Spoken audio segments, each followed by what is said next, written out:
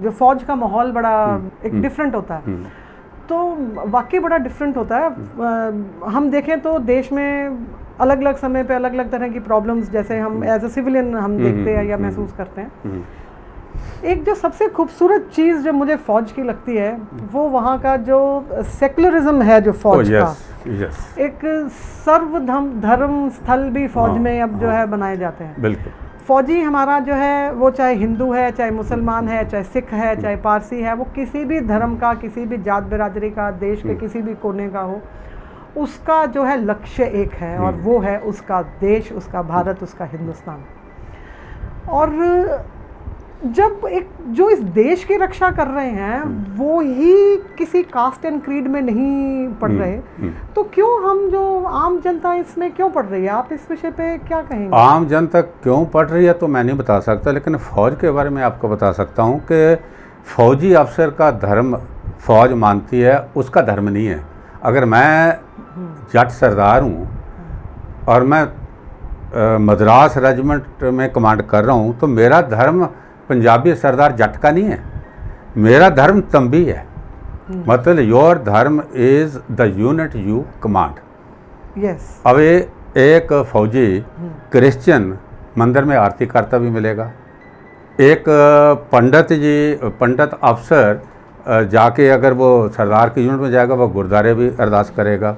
एक मैं आपको बहुत अच्छी मिसाल देता हूँ कि मैं एयर डिफेंस आर्टिलरी का हूँ, तो हमारी जब गन्स फायर करने जाती हैं ना तो एक पूजा की जाती है वहाँ, तो वो पूजा नॉर्मली पंडित जी करते हैं। तो एक बार हमने कैंप में जाना था, पंडित जी को इमरजेंसी घर से कॉल आया, तो कमांडिंग ऑफिसर बोलते जी कोई नहीं, इनको जाने दो। तो सूबेदार मेजर ने पूछा भी पूजा कौन करेगा? कहता आई विल डिसाइड। तो शाम को बैठे थे, who is the youngest officer here? It happen to be captain Jacob, Christian अफसर। कहता you will perform duty this puja tomorrow. उसको तो अभी क्या करे, सारी रात बंदे ने जो पंडित घरों से लोग थे उनको बुलाया, सारा वो श्लोक सीखे और दूसरे दिन फायरिंग होने से पहले इस कैप्टन जैकब ने पूजा की और वो जो फायरिंग के रिजल्ट आए दे वर द बेस्ट सो फार। अच्छा। उसके बाद पंडित जी वापस आ गए, तो कमांडिंग ऑफिसर के हुक्म ये थे कि पंडित जी आप पूजा जो करते हैं मंदिर में करते रहो, लेकिन जिस दिन गन की पूजा होगी वो कैप्टन जैकब ही करेंगे। बहुत खूबसूरत। वो कहते हैं ना कि जैसे जब मौलवी को मस्जिद में राम दिखने लगे और पंडित को मंदिर में रहमान दिखने लगे, इस दुनिया का स्वरूप ही बदल जाएगा अगर इंसान को इंसान जो आपने बोला सर्वधर्म, ये हमारे अभी सर्वधर्म स्थल बने हैं, एक ही बिल्डिंग में मंदिर, मस्जिद, गुरुद्वारा और चारे हैं। तो वहाँ अपने अपने टाइमिंग है, ट्रुप्स जाते हैं। जो भी फंक्शन, आज गुरुपर्व है तो सारे ट्रुप्स गुरुपर्व अटेंड कर रहे हैं। आज कृष्ण जी का जन्मदिन मना रहे हैं तो सारे ट्रुप्स होते जा रहे हैं। तो ये सारा सिर्फ फौज, इसलिए फौज को बोलते हैं ना लास्ट बेस्टन, जब सारा कुछ सिस्टम फेल हो जाता है।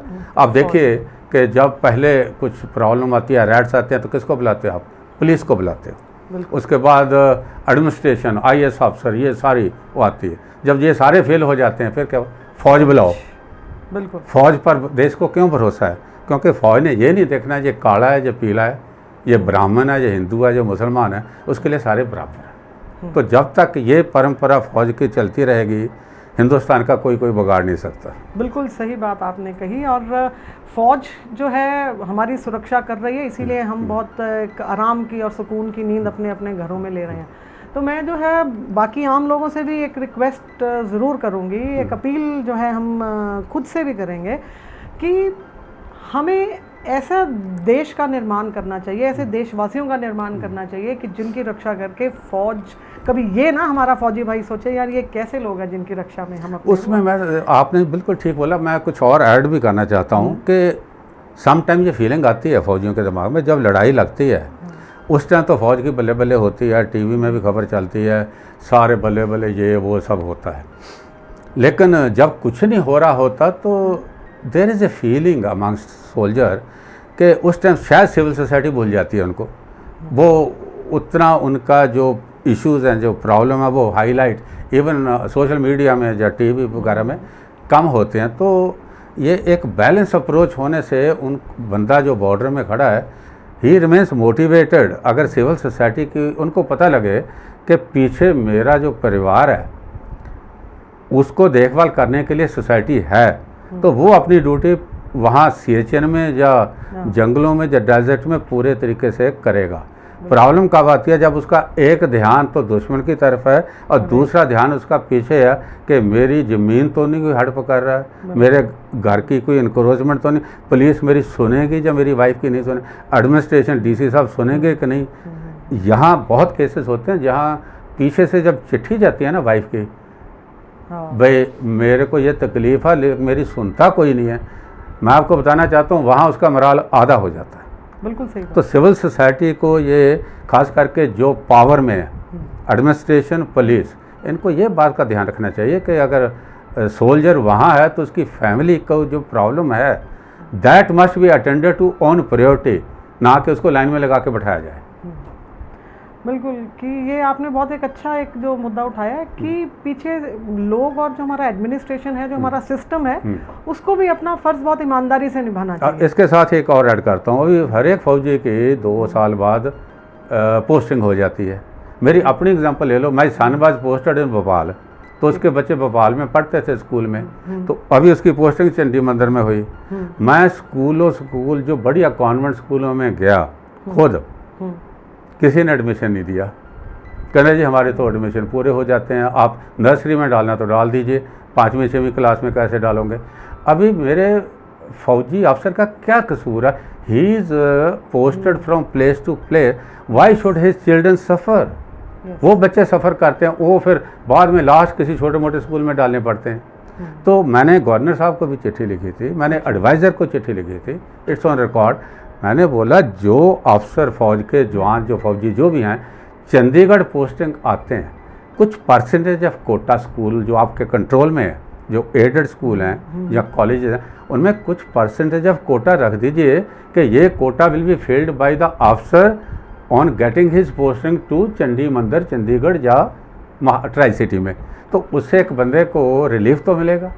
हाँ जी बिल्कुल, हम इनफैक्ट इसको ये कहना चाहेंगे कि सिर्फ इस रीजन में रिस्ट्रिक्ट ना करके एक नहीं, मैं तो अपनी example they the, this should be overall policy of the central government के फौजी अफसरों के, जवानों के, जैसे के बच्चे जब वो पोस्टिंग जाते हैं, और हमारी जो पोस्टिंग आती है ये थोड़ा अप्रैल के साथ अलाइनमेंट विद द सेशन होती है, बिल्कुल जब मर्जी पोस्टिंग कर देते हैं। तो जब मिड टर्म में भी आते हैं, तो अगर ऐसा सेंट्रल कोई गाइडलाइन हो तो इससे मोराल लोगों का हाई रहेगा। अदरवाइज आपने पूछा था लोग फौज में क्यों नहीं आना चाहते, पैसा जहाँ वो अनकम्फर्ट वाली बात नहीं है। ठीक है, बच्चा लोग आजकल सारा AC एनवायरनमेंट मांगता है और they don't want to take risk and जैसे कॉर्पोरेट में पैसा बहुत ज़्यादा है, तो इसलिए फ़ौज में आज 10,000 अफसरों की आज भी शॉर्टेज है, वैकेंसी हैं, और सर्विस सिलेक्शन बोर्ड में लोग जाते हैं, बट जो फौज को चाहिए वो नहीं जाते, तो वहाँ एक बैच में से 30 के बैच में से 2 या 1 सेलेक्ट करते हैं, क्योंकि फौज don't want to lower the standard of entry. 10,000 तो आज भर दो, बट जिस दिन फौज ने एंट्री लेवल स्टैंडर्ड लोअर कर दिया, उस दिन फिर फौज भी डिल्यूट हो जाएगी। एंड लेफ्ट और राइट हमारे पास जो नेबर आंखें तो पहले दिखा रहे हैं, अगर द क्वालिटी ऑफ ऑफिसर्स और the jawan go down, then the security of the nation it will suffer. तो वो डाउन कर नहीं रही फौज, और राइट मटेरियल आ नहीं रहा, रिजल्ट क्या है? वैकेंसीज। ना अगर ये मैसेज सिविलियन को दिया जाए, पब्लिक को दिया जाए कि भाई आपके बच्चे विल बी लुक्ड आफ्टर, जो मैं दूसरी बात बोली, और भी जो आपकी प्रॉब्लम है they will be taken care of, school का एडमिशन भी आपको होगा, जो नॉर्मल कोई एक्स्ट्रा ऑर्डिनरी चीज़ तो मांग नहीं रहे, एक और चीज़ अगर ये इंश्योर किया जाए तो मेरे को लगता नहीं कि फिर कोई ये शॉर्टेज अफसरों की आए। नहीं, बिल्कुल सही बात, और बड़ी इंपॉर्टेंट एक मुद्दा। देखिए एज ए सिविलियन शायद मुझे इन चीज़ों का इतना हमने कभी गहराई से सोचा भी नहीं होगा कि वाकई एक जब परिवार पूरा सफ़र कर रहा है तो ये सिस्टम्स में कुछ चेंजेस आने चाहिए, और ये नेशनल पॉलिसीज़ ऐसी बने, और ये हमें ये सोचना है कि अगर ऐसी कुछ रीजंस की वजह से भी लोग फौज में जाना अगर कम कर देंगे तो हम रात को चैन से सो नहीं पाएंगे, हमारी जो है चैन की नींद भी खतरे में पड़ जाएगी। तो ये हमारी मॉरल ड्यूटी भी जो है बनती है। इसके साथ ही मुझे लग रहा है एक ये मैसेज भी जा रहा है सबको कि फ़ौज एक बहुत करियर का भी अच्छा ऑप्शन है। आप सिर्फ डॉक्टर, इंजीनियर या कुछ और मतलब एंटरप्रेन्योर ना बन करके आप एक फौजी भी बन सकते हो। आप एक फौज की तरफ करियर ऑप्शन लेकर के आए, इसके बारे में भी आपको बिल्कुल मैडम, इसलिए अच्छा है कि आप मेरी एग्जांपल ले लीजिए। मैं एक छोटे से गांव डिस्ट्रिक्ट लुधियाना मोही में पैदा हुआ, हलवारा और दाका के बीच में है। हमारे स्कूल में 10 तक स्कूल है, मैं 10 तप्पड़ में बैठ के उसी स्कूल में पढ़ा जहाँ अंग्रेज़ी 6वीं क्लास में ABC सिखाई जाती है। बिल्कुल। उसके बाद कॉलेज मेरा वहाँ से 4 किलोमीटर दूर रूरल कॉलेज है, गुरुसर सुधार में, हलवारा के पास, वहाँ पढ़ा। उसके बाद मैं सीधा सर्विस सिलेक्शन बोर्ड की इंटरव्यू दूँ, भगवान की कृपा पहली बार ही सिलेक्ट हुआ और अकेडमी में गया और 69 में कमीशन लिया। क्या था, मैं आई वॉज सिंपल ग्रेजुएट। उसके बाद जो कुछ आज मैं हूँ, मैं ये किताबें लिख रहा हूँ, यूनिवर्सिटी में लेक्चर दे रहा हूँ, मोटिवेशनल टॉक देता हूँ, जो भी हूँ इट इज़ ए फ़ौज की देन तो है। क्योंकि फ़ौज में ये नहीं कि आपने एक बार कैप्टन बन गए तो बस अभी आप गाड़ी चल पड़ी। हर एक रैंक के लिए आपका प्रमोशन एग्ज़ाम है।